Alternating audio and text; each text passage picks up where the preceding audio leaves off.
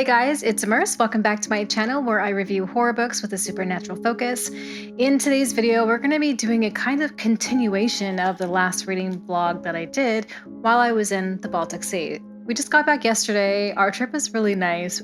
It was really gray and rainy though, so we weren't able to really go out on hikes. We went on one 4-hour hike that was pretty nice, except when I dropped my phone on concrete and broke it.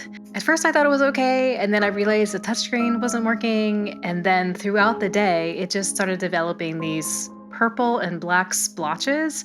It literally looked like it had some kind of zombie virus. It was really weird. I did take some footage, but I don't have access to it. I went to the village and I sent my phone in to get repaired.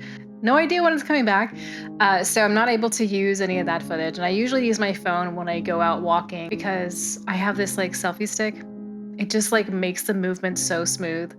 If I hold my camera just in my hand, it's like the Blair Witch effect, which I don't want, you know. So I definitely wanted to do more exploring and looking at buildings and stuff, but my plans got completely derailed, so that sucked. I did finish The Ruins by Scott. I always want to call him Scott Thomas.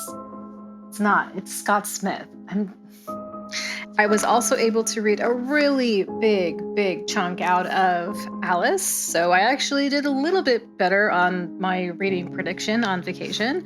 We're going to read another 20 pages of The Whistling, see how this feels, and I've decided to add a new contender to the chat, which is Hidden Pictures. So we're going to talk about these today, do a little bit of reading, do a little bit of talking, and yeah, let's get started. First things first, let's talk about The Ruins. And this was so good, and I cannot wait to review this. I didn't really know what to expect with this. I had a feeling it was going to be a creature feature, but it's actually a body horror. And then the setting is in Mexico, in Cancun. It takes place in the jungle at this one little location where everything just starts going down. And it all has to do with these vines and these flowers that are like really just taken over this one area. And this area has something special and unique about it in the sense that the villagers don't want anybody going in there. But our American, German, and Greek tourists find themselves just sort of stumbling in there, and that's it. Now the villagers will not let them leave. So that's like kind of just like the setup of the whole entire book, but it was so good. Oh my God, I could not put it down.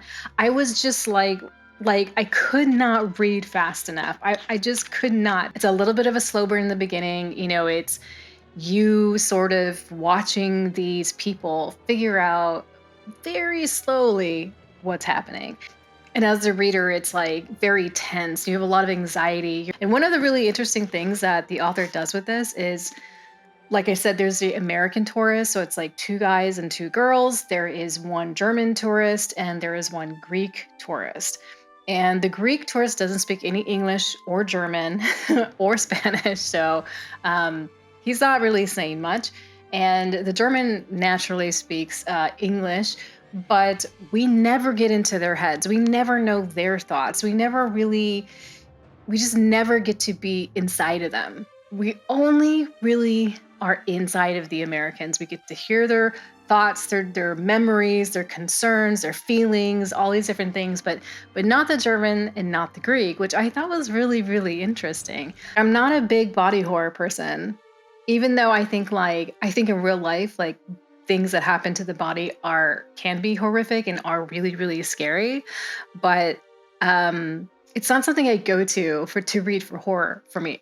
As you know, I'm a haunted house, ghost, spiritual, demon person, right? But this was so exciting. It was just thrilling. And the end, the next one I was reading was Alice. I initially read 20 pages, and the kind of like brief setup with that was that Alice has now escaped the insane asylum. She is with her friend Hatcher, who is a axe murderer, and they are trying to escape and get away from the asylum so that they're not brought back there, because that is both of their fears. You know, they don't want to go back. And Hatcher has been there for, I don't know, 20 plus years, and Alice has been there for 10 years. And she's there because of a sexual assault that happened to her when she was very little. So that was kind of just like all that happened that I read in the first 20 pages. And now that I'm at page 200 with 100 pages left, I'm not going to read an additional 20 pages of this today because I feel like at this point, I can't really tell you much about it without giving you any spoilers. So I can say that, yes, I'm enjoying this. It is so good. It's really interesting how Christina Henry is utilizing the original Alice in Wonderland and their characters to make them into these more seedier, darker characters. There is fantasy in here, but it's light fantasy. You know, it's more dark, it's more horror than it is fantasy. I will say though that this does come with a trigger warning in the sense that it does talk about sexual assault. It does talk about it pretty often because this is part of Alice's background. It's part of the reason why she's on her journey, and it's something that she's trying to figure out. She's trying to reclaim herself. So it is a big part of the story.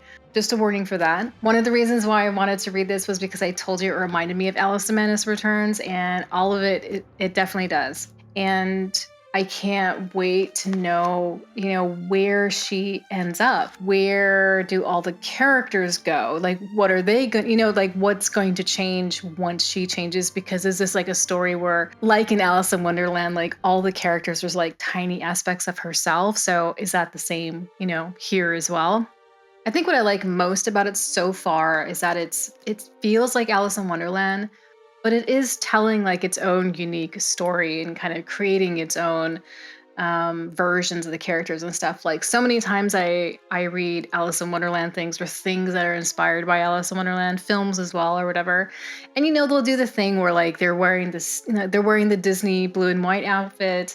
They're saying things like curiouser and curiouser. And it's things like that make it not fun for me, because if I wanted the Disney version, then I would just watch it. I do love it. I think it's a lovely film. I enjoy it a lot, but I don't want to watch something that's just taking from that and directly, So this is not disappointing in any way.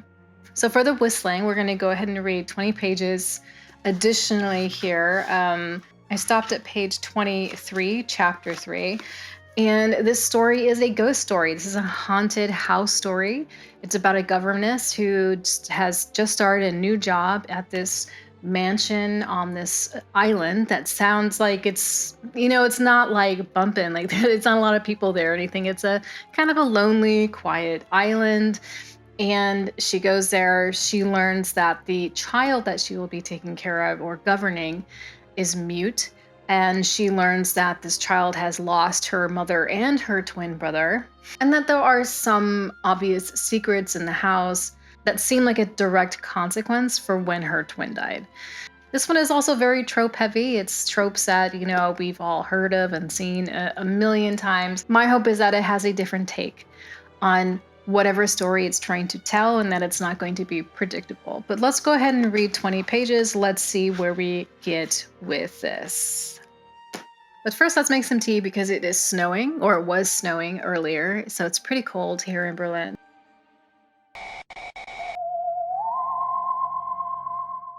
Okay, so I've read 20 more pages.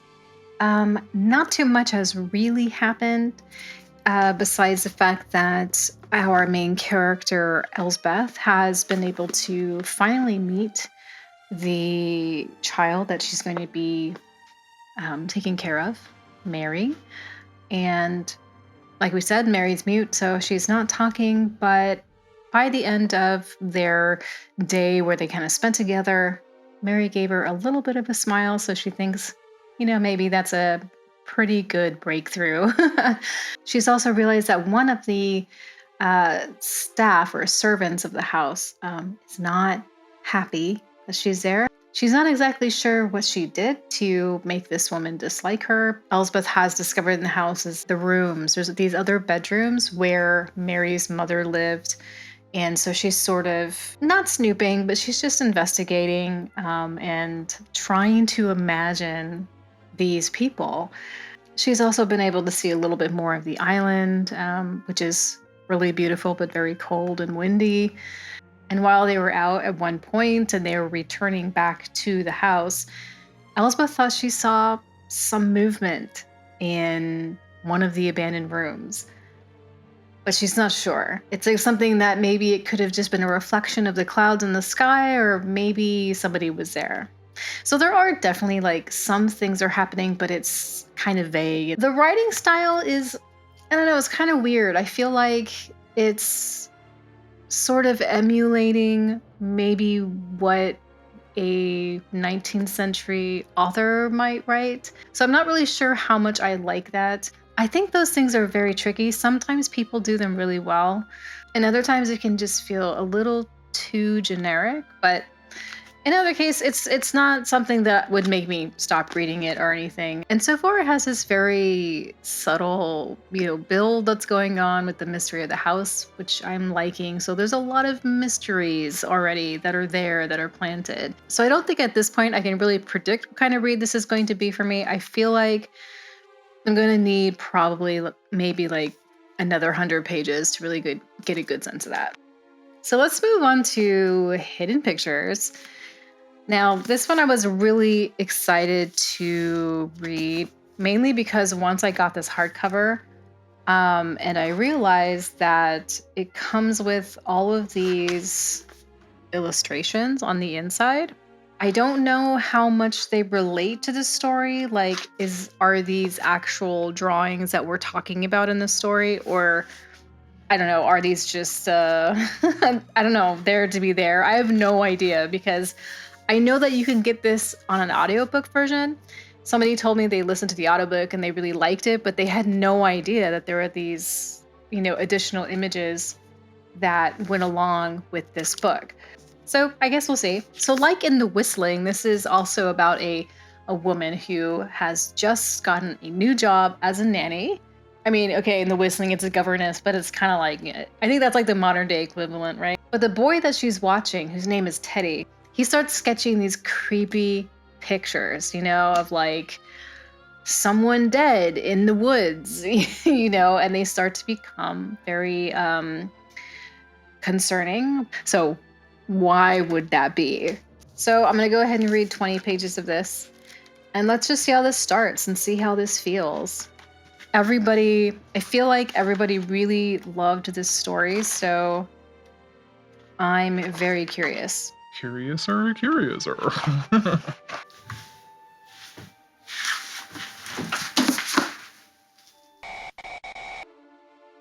We get to meet Mallory. She is 19 years old, and she does have an addiction to Oxycontin. And we know this because she shows up to some type of like one of those like